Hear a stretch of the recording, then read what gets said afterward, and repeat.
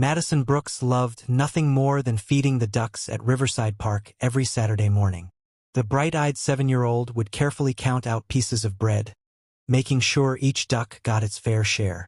Most people in the quiet town of Millbrook knew her as the cheerful little girl who always wore her favorite purple backpack decorated with astronomy patches.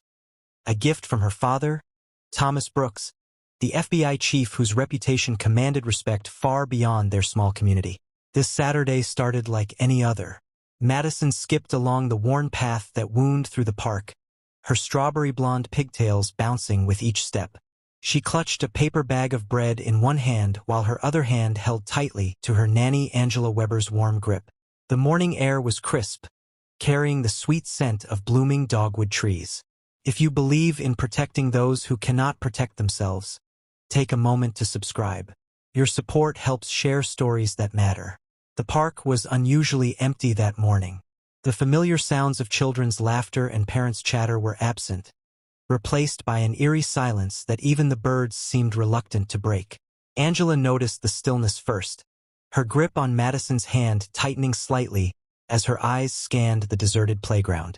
"Maybe we should head back home, sweetie," Angela suggested, but Madison was already moving toward the duck pond, her favorite spot in the entire park. The surface of the water rippled gently as a family of mallards glided across, heading toward the little girl they'd come to recognize. The peace shattered in an instant.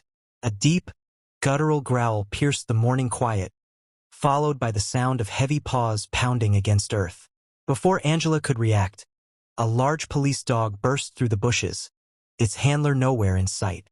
The dog's eyes were wild, focused intently on Madison, who stood frozen, the bag of bread slipping from her small fingers. "Madison, don't move," Angela screamed, rushing forward, but she was too far away. The dog lunged, powerful jaws snapping. Madison's terrified scream echoed across the empty park as she fell backward, her purple backpack offering little protection against the trained muscle and bone that slammed into her.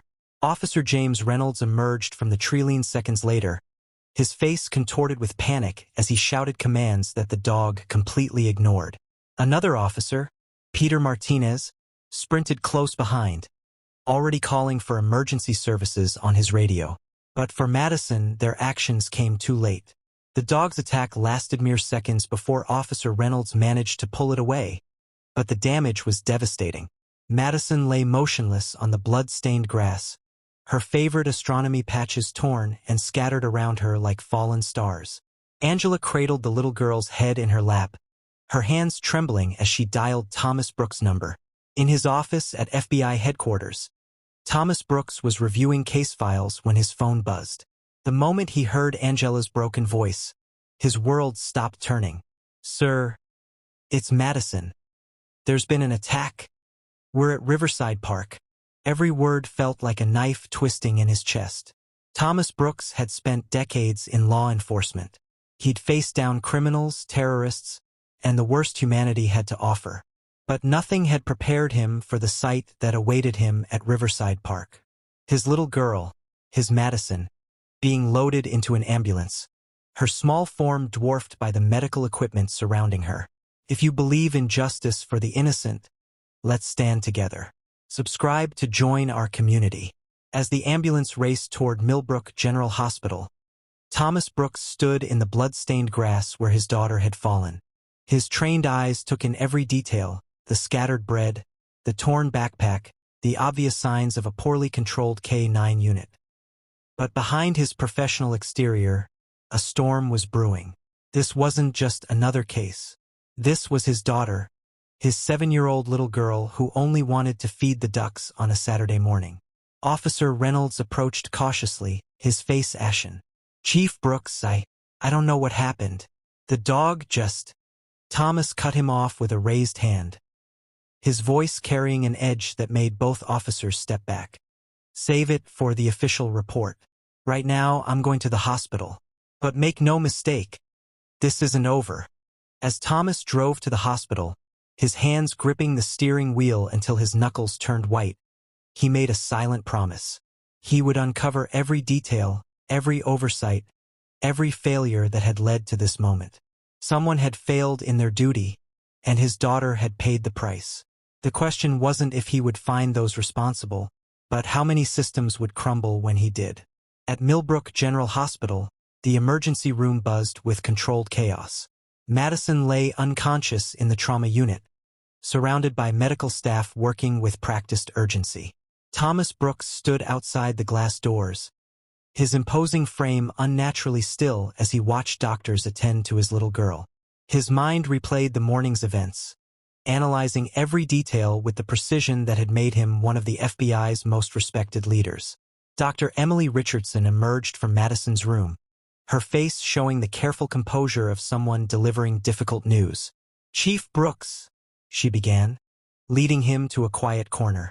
"Madison's injuries are severe but stable. The dog's attack caused significant trauma to her right arm and shoulder. We're particularly concerned about nerve damage." Thomas absorbed every word, his exterior calm betraying none of the turmoil within. "Will she?" His voice caught slightly. "Will she recover fully?"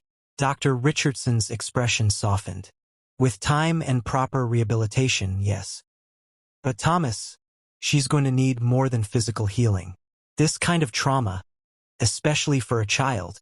If you believe every child deserves to feel safe in their own community, join us by subscribing. Together we can make a difference." As if on cue, Madison's small voice called out from the room. "Daddy!"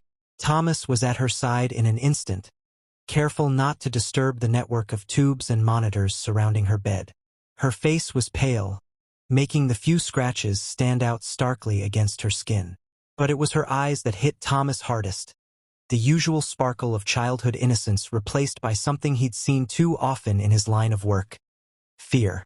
"I'm here, sweetheart," he whispered, gently taking her uninjured hand. "The ducks," Madison said softly, tears welling in her eyes. "I dropped their bread." Thomas felt his heart shatter. Even after everything, his little girl was worried about the ducks she'd promised to feed. While Madison drifted in and out of consciousness, Thomas made calls. His assistant, Michael Chun, was already gathering information about the police department's K-9 unit. "Sir," Michael reported, "Officer Reynolds has been with the force for 3 years, but he only completed basic K-9 handler training 4 months ago.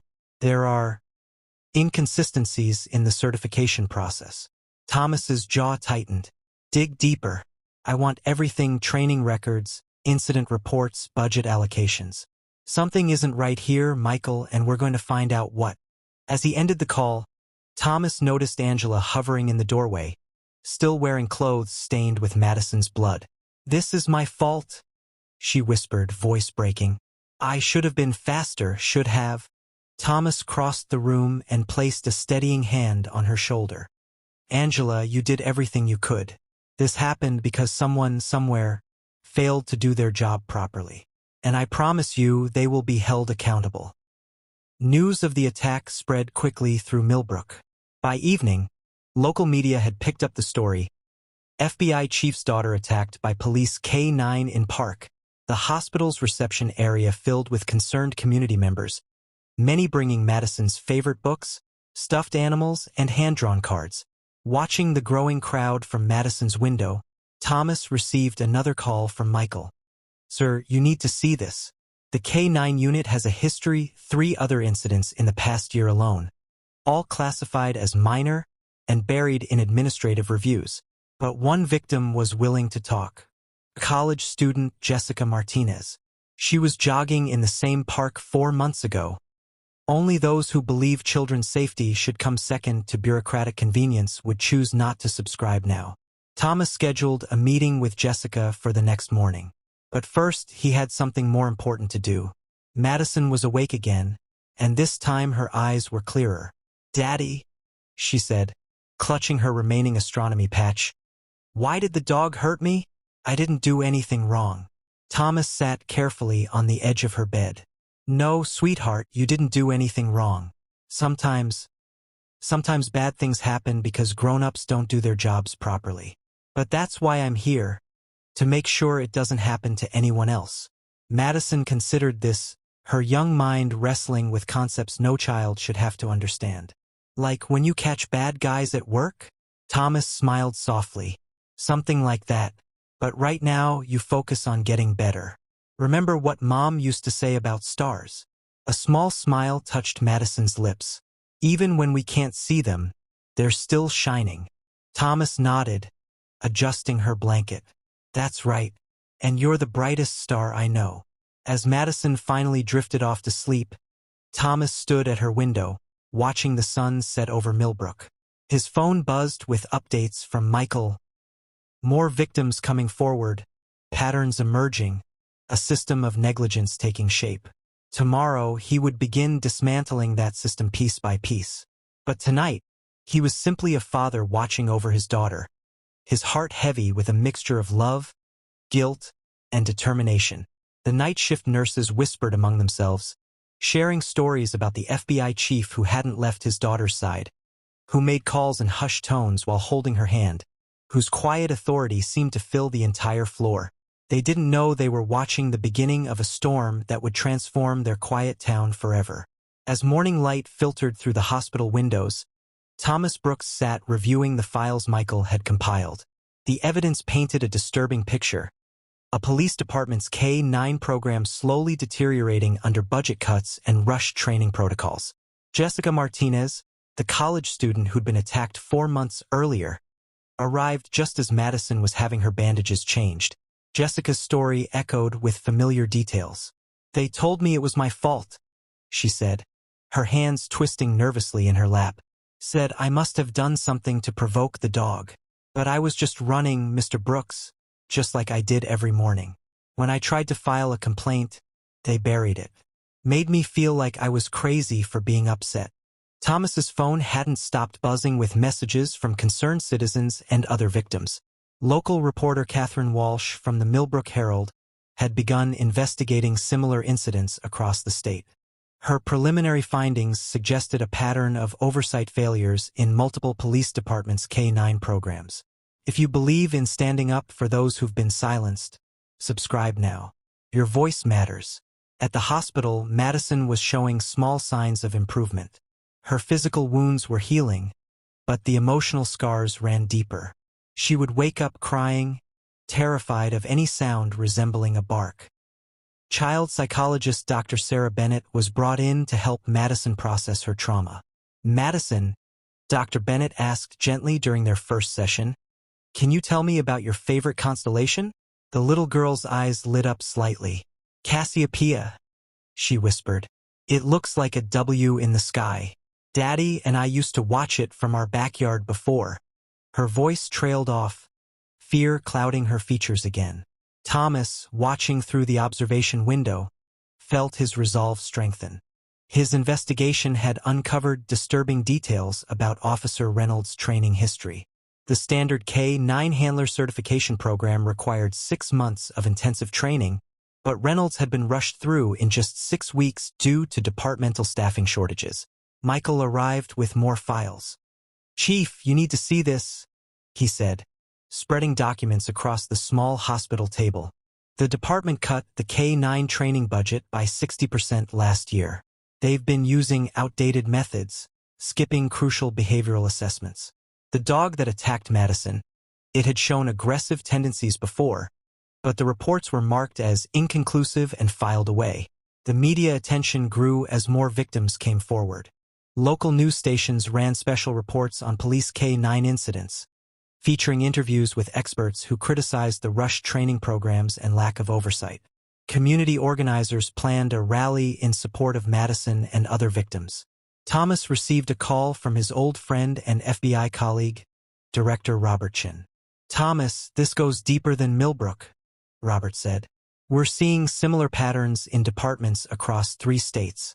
Budget cuts, rushed certifications, suppressed incident reports. Someone's been prioritizing numbers over safety, and it's been happening for years." The rally at Millbrook Town Square drew hundreds. Families carried signs reading "Justice for Madison" and "Reform K-9 training now." Jessica Martinez spoke about her experience, her voice growing stronger as she addressed the crowd. Other victims shared their stories, each account adding weight to the growing demand for change. Madison watched the rally coverage from her hospital room, her small hand clutching her father's. "Are all those people there because of me?" she asked. Thomas smiled gently. "They're there because what happened to you helped them find their voices, sweetheart. Sometimes it takes one brave person to help others be brave too. If you believe in protecting the innocent and holding power accountable, join our community by subscribing." The investigation expanded. Thomas's team discovered that the company contracted to train police K-9s had been cutting corners for years, falsifying certification documents and rushing dogs through basic training. The company's owner, James Morrison, had connections to several police department administrators. Internal Affairs launched investigations in 3 counties. Officer Reynolds was placed on administrative leave pending a complete review of his certification process. The dog that attacked Madison was removed from service and evaluated by independent animal behavior experts. But the most significant breakthrough came from an unexpected source. A former K-9 training instructor, David Torres, approached Thomas with documentation showing systematic negligence in the training program. "They knew the risks," Torres explained, his voice heavy with guilt. "We filed reports, raised concerns, but they kept pushing dogs through certification without proper evaluation. It was only a matter of time before something like this happened." The hospital's pediatric ward had become a command center of sorts. Thomas balanced his time between caring for Madison and coordinating the investigation. Dr. Richardson noted Madison's physical improvement but warned about the psychological recovery ahead. "She's strong, Thomas," the doctor said, "but she'll need support to process this trauma."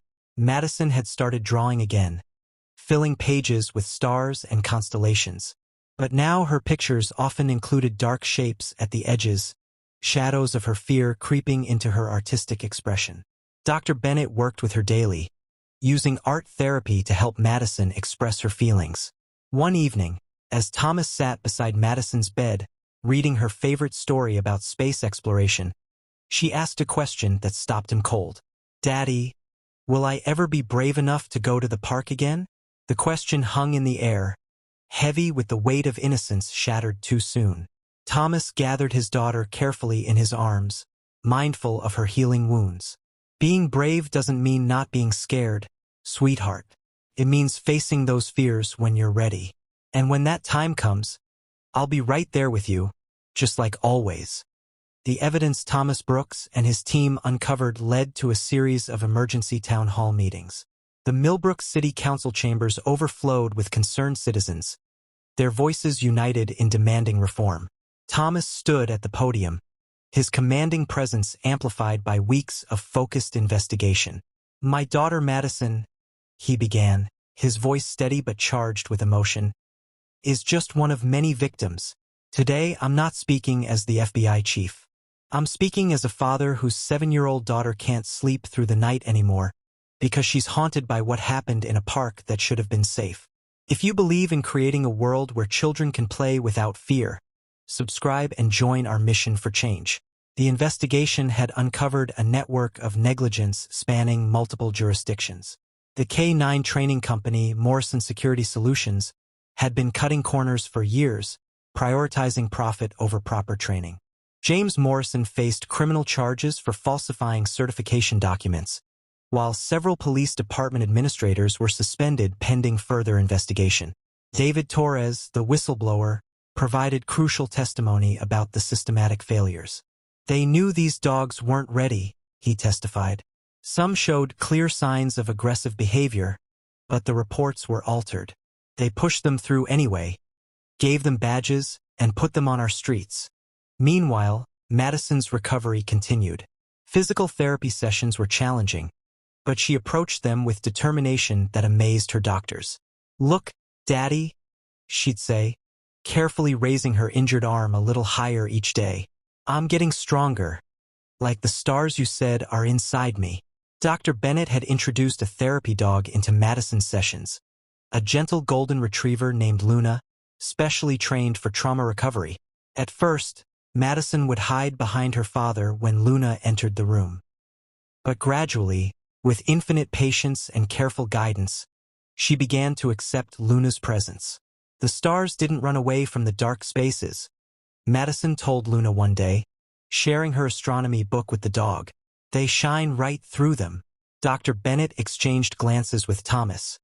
It was a breakthrough moment, Madison using her love of astronomy to process her trauma. The community's support continued to grow. Local artists painted a mural on the hospital wall visible from Madison's window, a stunning depiction of the Cassiopeia constellation with the words, "Even in darkness, we shine." Children from nearby schools sent hundreds of hand-drawn stars, which nurses used to create a glittering galaxy on Madison's ceiling. Thomas's investigation prompted a federal review of K-9 training programs nationwide. The findings were damning. Similar patterns of rushed certification, inadequate oversight, and suppressed incident reports appeared in departments across the country. The FBI established a task force to develop new national standards for police K-9 training and certification. Officer Reynolds, who had been placed on administrative leave, requested a meeting with Thomas. "I failed," he admitted, his voice breaking. "I knew I wasn't ready, that the training wasn't enough, but I didn't speak up. Your daughter paid the price for my silence, and I'll have to live with that." The reforms came swiftly. Millbrook implemented the nation's strictest K-9 training requirements. Handler certification now required a full year of training, with quarterly evaluations and mandatory behavioral assessments for all service dogs. A civilian oversight committee was established to review all K-9-related incidents. 6 months after the attack, Madison asked to visit Riverside Park. Thomas's heart clenched, but he recognized the importance of this step in her healing. They went early one morning, Madison clutching both his hand and Luna's leash. The therapy dog had become such a crucial part of her recovery that she was now Madison's permanent companion. Standing at the edge of the duck pond, Madison took a deep breath. "I brought bread," she said, pulling a paper bag from her new backpack. This one decorated with both astronomy patches and pictures of golden retrievers. "The ducks probably missed me." If you believe in the power of healing and justice, subscribe to witness more stories of triumph over adversity. As Madison carefully threw bread to the waiting ducks, Thomas noticed something had changed. His daughter's eyes still held traces of fear, but there was something else there too, a wisdom beyond her years, a gentle strength that reminded him of stars burning brightest in the darkest parts of space. The case had far-reaching implications. Police departments across the country began reforming their K-9 programs, using the Madison Brooks standards, as they came to be known, as a template for change. The story attracted national attention, leading to congressional hearings on law enforcement training and accountability. 1 year after the attack, Madison stood beside her father at the opening of the Brooks K-9 Training Center, a state-of-the-art facility dedicated to proper police dog training and handler certification. The center's logo featured Cassiopeia's constellation, a tribute to the little girl whose tragedy had sparked nationwide reform. "Sometimes," Madison told the gathered crowd, her voice small but clear, "bad things happen because people forget to be careful. But Daddy taught me that when we fix our mistakes and help others, we make new stars in the sky." Thomas Brooks watched his daughter speak, remembering the terrified little girl in the hospital bed, seeing now the resilient young person she was becoming. The investigation had exposed failures and brought change, but Madison's journey, from victim to symbol of hope, was the real victory. As they left the ceremony, Madison looked up at the early evening sky, where the first stars were beginning to appear. "Daddy," she said, "I think Mom would be proud of us." Thomas lifted his daughter into his arms, careful of the scars that would always remind them of that Saturday morning that changed everything. "She would, sweetheart. And you know what? Those stars up there?